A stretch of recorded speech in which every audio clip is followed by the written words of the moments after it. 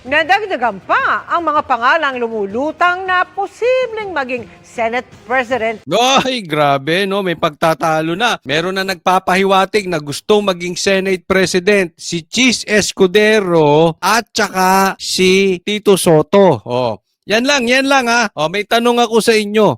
Kung yan lang talaga ang magtatapat as Senate President, sino sa dalawa mas gusto nyo at bakit? Si Chis Escudero at si Tito Soto. Pero meron pang pangatlo. O may epal. May gusto pa maging Senate President. O tingnan natin kung sino tong epal na ito. Sa ika-20 Kongreso. Kasunod naman ang anunsyo ni Senador Bato de la Rosa na may binubuong Duterte Block sa Senado. Meron Duterte Block. Meron Tito Soto, meron Chis Escudero, tapos may Duterte Block.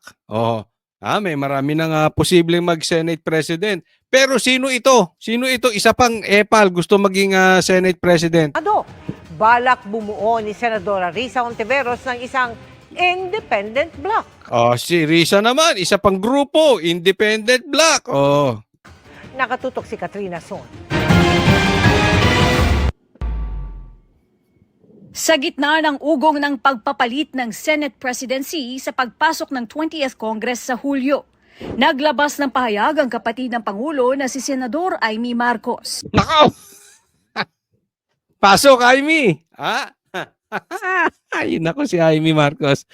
Ay, nako. Ay, may lutang. Ayon sa kanya, may mga lumapit sa kanyang mga kapwa-senador para himukin siyang sumubok maging Senate President. Kaya kita nyo ha, nagpapahiwatig na to si Amy.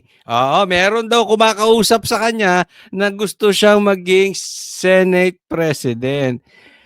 Noong dumausdos ka sa survey, Amy Marcos, nagdudumikit ka kay BP Sara at panay ang batikos mo dyan sa pagkidnap kay Tatay Digong.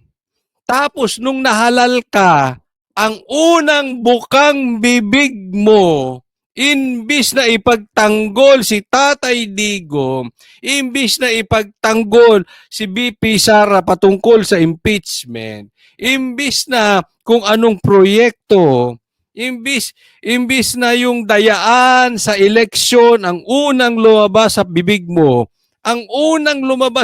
mo, merong kumakausap sa yung mga senador at gusto kang gawing Senate President. Trapong-trapo talaga to si Amy Marcos, di ba? Ay sabihin, Coach, sobra ka naman, no? Judgmental ka naman kay Amy. Siya naman ng kinakausap, hindi niya naman sinabing gusto niya maging Senate President. Kinakausap lang siya. Alam nyo, para sa akin, tingnan nyo itong mabuti. Dapat, nung kinausap ka pa lang, binara mo na. Teka muna. May delikadesa ako. Ayaw kong maging Senate President. Isipin mo yung kapatid ko, Presidente. Kamakailan lang, yung pinsan pa namin na si Romualdez, Tambaluslos, House Speaker. At posibleng siya ulit ang maging House Speaker ngayon. Tapos ako pa magiging Senate President? Nakakahiya naman yun sa taong bayan. May kahihiyan ako. May delikadesa ako. Ayaw ko maging Senate President. Over my dead body kasi may kahihiyan ako. Hindi makapalang mukha ko. Di ba? Dapat ganun ang reaction mo, Amy. Saan ka naman nakakita na ang presidente ay kapatid at ang kapatid, Senate President? Si Tatay Digong kung yan, babarahin kayo. Doon pa lang sa reaction mo pa lang kitang-kita na Trapong-trapo ka. Dapat yan, una, sinoplak mo agad. Kung malinis ang puso nitong si Amy Marcos, dapat sinoplak niya na yan Hindi, pakilagay sa comment section, Lagay nyo, tama ba ako? Dapat may delikadesa to si Amy? Hindi niya binara. Hindi niya dapat in-entertain. Dapat binara niya. Hindi niya in-entertain yung gusto siya maging Senate President. Pambira, kakahiya naman kayo mga Marcos talaga, oh. Hindi niya tinukoy kung sino ang mga kumausap sa kanya.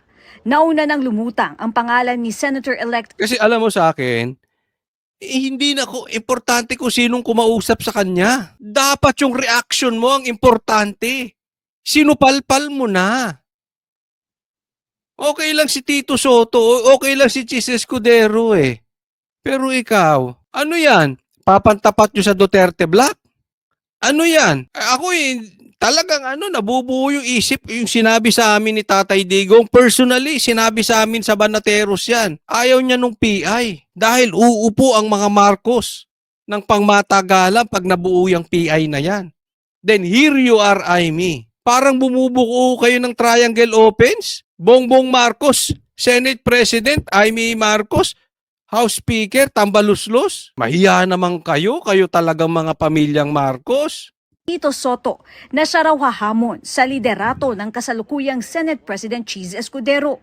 Kinumpirma ni Senator-elect Erwin Tulfo ang panliligaw ni Soto at Escudero para Ayan, nagliligawan na. So, yan ang maugong ngayon. Okay? Sana naman hindi na umiepal to si Amy. Kaya nga tinanong ko kayo kanina kung ang pagpipilian lang ay si Soto at si Chis Escudero, kanino kayo? Lagay nyo dyan. Kay Soto ko as Senate President, kay Chis Escudero ko as Senate President. O, ganon, lagay nyo dyan. makuha ang kanyang suporta. Pareho raw siyang inimbitahan ng dalawa para personal na makausap. Kinausap niya ako. Sabi niya, nagpahiwatig naman talaga siya na gusto niyang tumakbo as Senate President. Sabi ko, sige boss, pero hindi pa ako nag-commit. I did not make any commitments. Ganon din kay Senator Chis. Nung tinawagan ako ni Senator Chis, sabi ko, sige po, I'll listen. Dagdag niya, mahaba raw ang naging pag-uusap niya at ng kanyang kapatid na si Senator Raffy Tulfo ukol dito. Nag-usap kami ni Senator Raffy, mahaba-habang diskusyon namin kagabi. May gusto siya, dalawa lang naman yan eh. Anong gusto niya? Babae? Joke lang. Senator Chis at saka Senator Soto. So, nag-usap kami, sabi niya, ito yung gusto ko. Nauna nang sinabi ni Senador Bato de la Rosa na nakatanggap rin siya ng text mula kay Escudero tungkol sa issue. Ang posisyon ng Senate President ang ikatlong pinakamataas na pwesto sa pamahalaan. Malaking usapin din ito ngayon sa gitna ng nakaumang na impeachment trial ni Vice President Sara Duterte. Nagugulong na sa pagbabalik ng Yan, napaka-importante niyan, no? As Senate President, dapat yung patas. Sa akin lang yung patas, no? Kasi baka sabihin nyo bias ako. Hindi, kasi ako sa tingin ko talaga wala talagang kasalanan si BP Sara. Hindi siya dapat talaga ma-impeach. Kung ang basihan natin yung kanyang death threat, napakaliwanag naman kung papatayin siya. Kung ang basihan naman natin yung confidential funds, mas malaki pa ang confidential funds ni Marcos. So, this is public knowledge na talaga naman pinupolitika siya, no? Pero dapat ang pagpili mag-iingat po sa pagsuporta ang Duterte Black na yung talagang hindi kayang diktahan ng Marcos. Yung hindi i-impeach si BP Sara. Hindi yan pagiging bias. Kasi lantaran namang pinipolitika lang ang mga Duterte.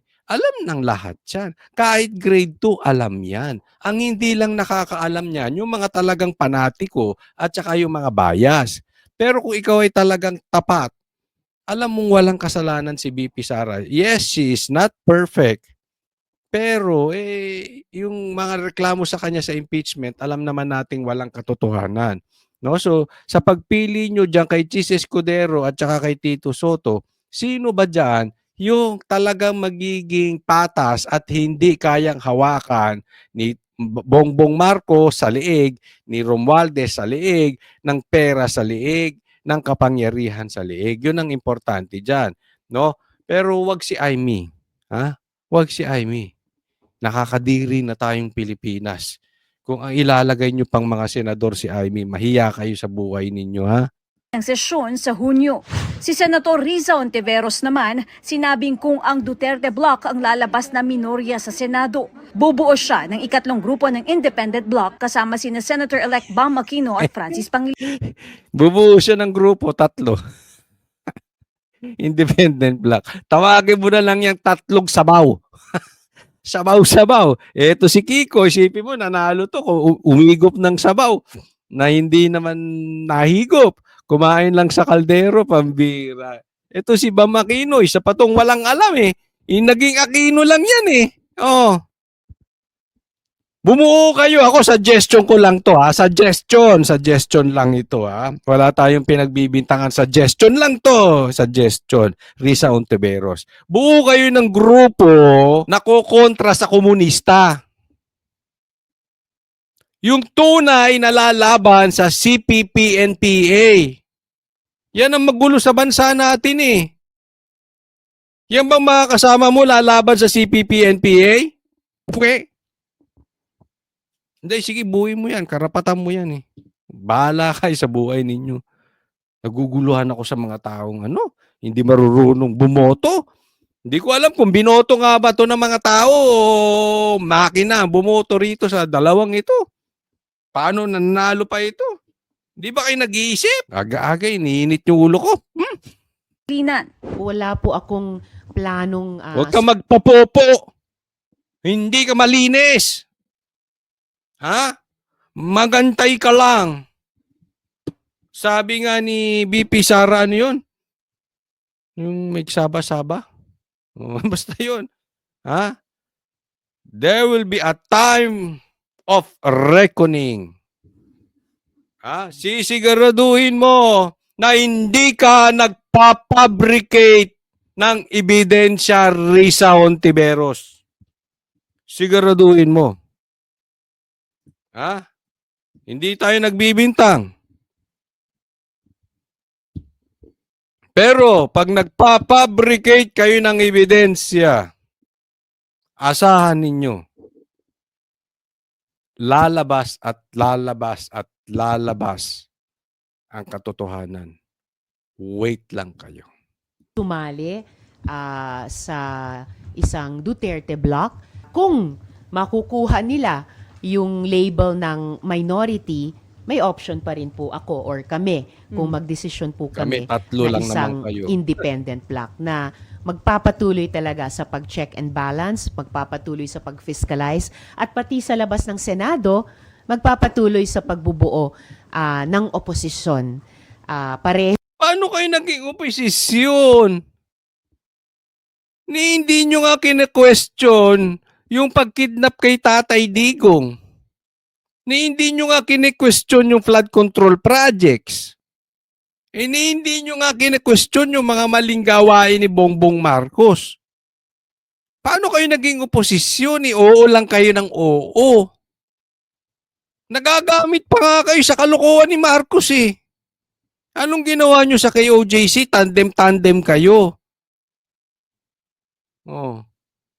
Anong ginagawa nyo sa mga Duterte? Paano oposisyon? Kampi-kampi kayo, kinakain ninyo, suka ninyo. Apaka-plastic ng babaeng ito. Apaka-ipokrito. Ipokrita. Santo-santita. sa Duterte at kina Presidente. Para sa GMA Integrated News. Yan.